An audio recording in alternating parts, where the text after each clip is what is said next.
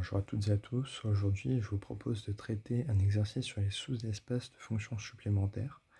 Alors, dans cet exercice, l'objectif va être de montrer que f et g sont deux sous-espaces vectoriels et qu'en fait, ils sont supplémentaires dans f de R dans R, f de R dans R étant l'ensemble des fonctions allant de R dans R.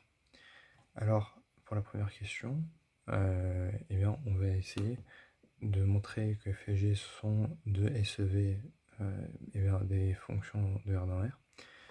Et pour ce faire, on va montrer 3 points. Ça va être les 3 points vont être le premier va être de montrer que l'élément neutre de f de R dans R, ici en l'occurrence la fonction nulle, appartient bien à f et à g. Le deuxième point va être de montrer que f et g sont tous deux stables par addition. Et le troisième point va être de montrer que f et g sont également stables par la multiplication par un scalaire. Ici, le scalaire appartenant à R, puisque on traite l'ensemble des fonctions allant de R dans R. Alors, pour f, pour le futur sous-espace vectoriel, on ne sait pas encore si c'en est un, mais on va l'appeler comme ça parce que on va le montrer et ça va être assez facile. Alors, pour montrer que l'élément neutre appartient bien à f, on a le fait que f de 0 est égal à f de 1 est égal à 0 pour la fonction nulle. Bah oui, parce que si on applique 1 à la fonction nulle, on reçoit bien 0, idem pour 0, et ça fait 0. Donc dans tous les cas, la fonction nulle va appartenir à f. Le deuxième point, ça va être de montrer que f est stable par addition. Donc si maintenant on a f appartenant à f, g appartenant à f, qu'est-ce qu'on obtient? Eh bien on obtient f plus g de 0 est égal à f de 0 plus g de 0. Mais ces deux-là font 0. Ça fait 0 plus 0, qui lui aussi fait 0. En 1, on a f plus g de 1 qui est égal à f de 1 plus g de 1 qui est égal à 0 plus 0 est égal à 0. Donc c'est stable par addition. Le troisième point va être de montrer que si on a f appartenant à f, lambda appartenant à R, et bien on a lambda fois f de 0 qui va être lambda f de 1 qui va être lambda fois 0 et jusqu'à preuve du contraire, ça fait 0. Donc f est bien stable par multiplication par un scalaire. Donc f est bel et bien un sous-espace vectoriel de f dans R dans R. On va faire pareil pour G. Alors on remarque assez aisément que le vecteur nul appartient à G, mais oui, parce que ça fait juste 0, ça s'écrit 0x plus 0, ça fait 0. Donc ça, bon, on va même pas l'écrire. Le deuxième point, ça va être, on a f appartenant à G, G appartenant à G. Mais qu'est-ce que ça nous donne? Ça nous donne A1 plus, enfin, je vais plutôt écrire AF plus AG x plus BF plus BG est égal à 0. Et ça, et ben, c'est bien, je sais pas, AE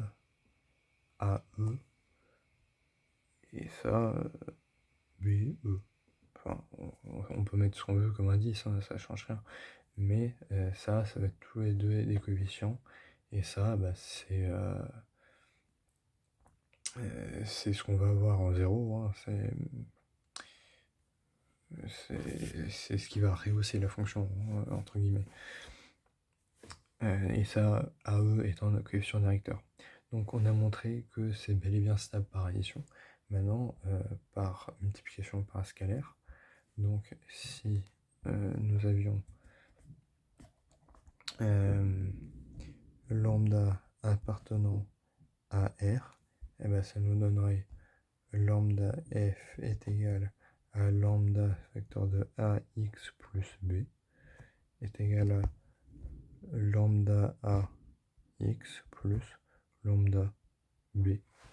Et ça, eh bien, ça appartient bien à G. On a bien la forme, hein, c'est pareil. Là, on a, je sais pas, A1, et là, B1, juste multiplié par un quotient lambda. En soi, ça change rien, mais ça montre bien que f est stable par la multiplication par un scalaire. Alors, notre deuxième question ici, ça va être de démontrer que f et g sont en somme directe. Et bah, maintenant qu'on sait que c'est des sous-espèces vectorielles, on peut évoquer la somme directe. Alors, s'ils sont en somme directe, ça veut dire que l'intersection de f et g est réduite à l'élément neutre de f dans R. Donc ça veut dire que si on vérifie f et on vérifie g, et que on est dans f de R dans R, eh bien, obligatoirement, ce qui doit résulter de l'intersection de f et g, ça va être le vecteur nul. Alors, ici, c'est assez facile, parce que si on dit qu'on a f de 0, on a quoi? Eh ben, en 0, ce qui va rester, c'est b. Maintenant, en 1, on aura f de 1 est égal à a plus b. Sauf que f de 0, c'est égal à 0. Donc ça implique que b est égal à 0. Et donc, si b est égal à 0, f de 1 est égal à 0, ça implique que a est égal à 0. Et donc, la seule fonction qui vérifie ça, bah, c'est une fonction qui s'écrit 0x plus 0. Bon, bah ça, c'est la fonction nulle.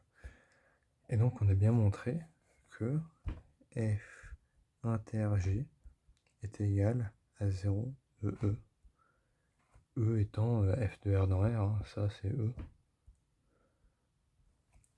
Et donc, voilà. Donc, ça implique, enfin, c'est plutôt équivalent au fait que f et g sont en somme directe.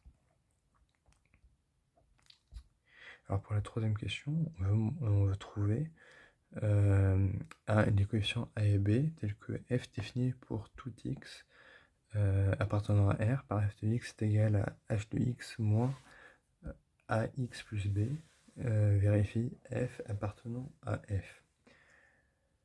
Alors ça ne doit pas être très compliqué. Si on essaye de poser f de 1, ça donne quoi? Ça donnerait h de 1 moins a plus b.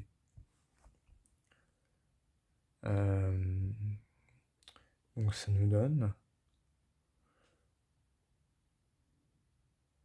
pas grand chose pour l'instant. Peut-être que ça va nous servir plus tard. Si on essaye f de 0, ça va donner eh bien, h de 0 moins b qui donne 0. Donc h de 0 est égal à b.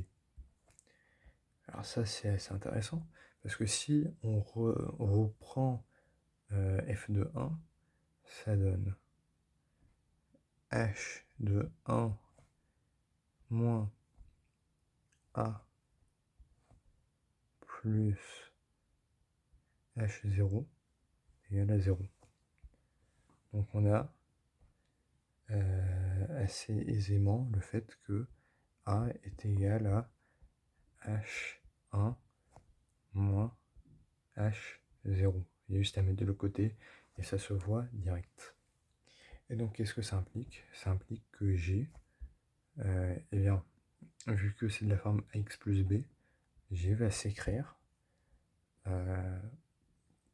de la forme h1 moins h0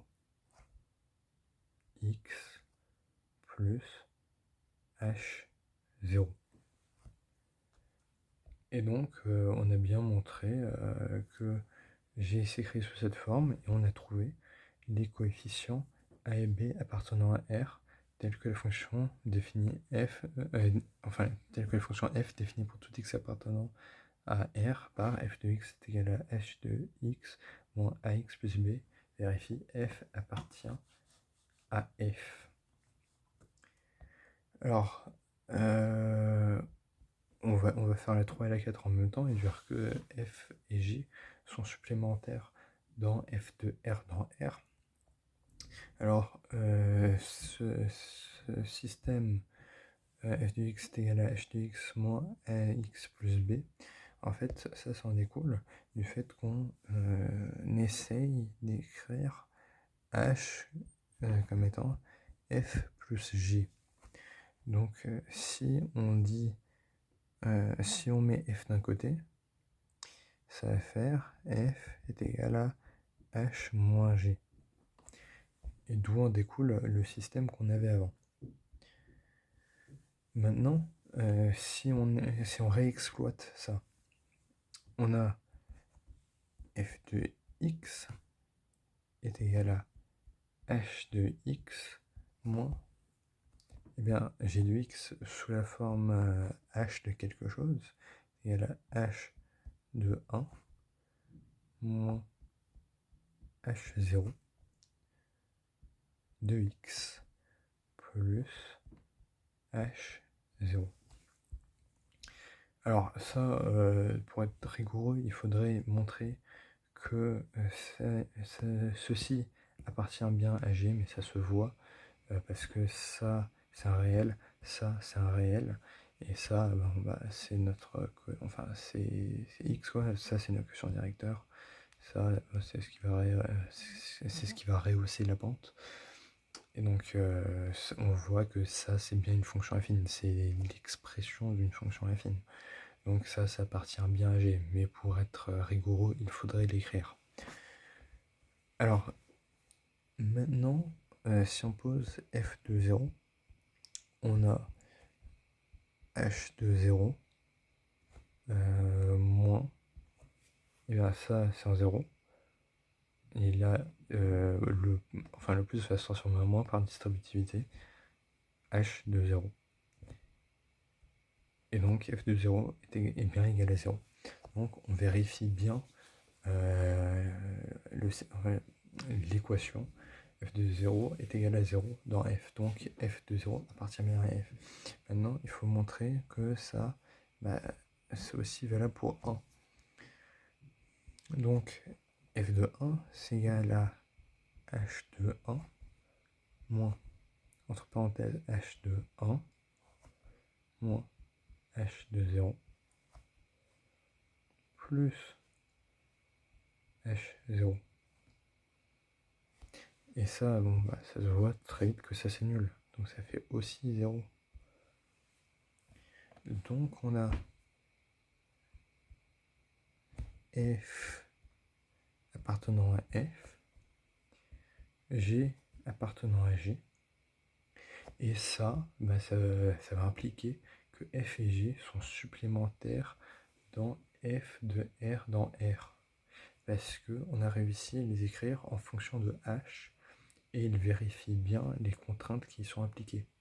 Il vérifie bien f de 0 est égal à f de 1 est égal à 0 et ax plus b.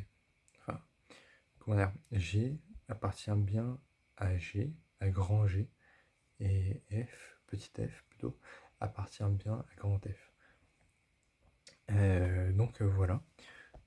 Donc notre conclusion, ça va être f g est égal à f de R dans R. C'est aussi simple que ça. Il n'y a pas de piège dans ce genre d'exercice. C'est assez simple. C'est tout le temps la même technique. Il faut procéder par analyse-synthèse. Donc c'est vraiment poser h est égal à f plus g et écrire f et g en fonction de h et essayer de déterminer des propriétés. Et voilà, c'est tout ce qu'il y avait à dire pour cet exercice. J'espère que vous avez tous compris. Si vous avez des questions, n'hésitez pas à les poser. Et à la prochaine.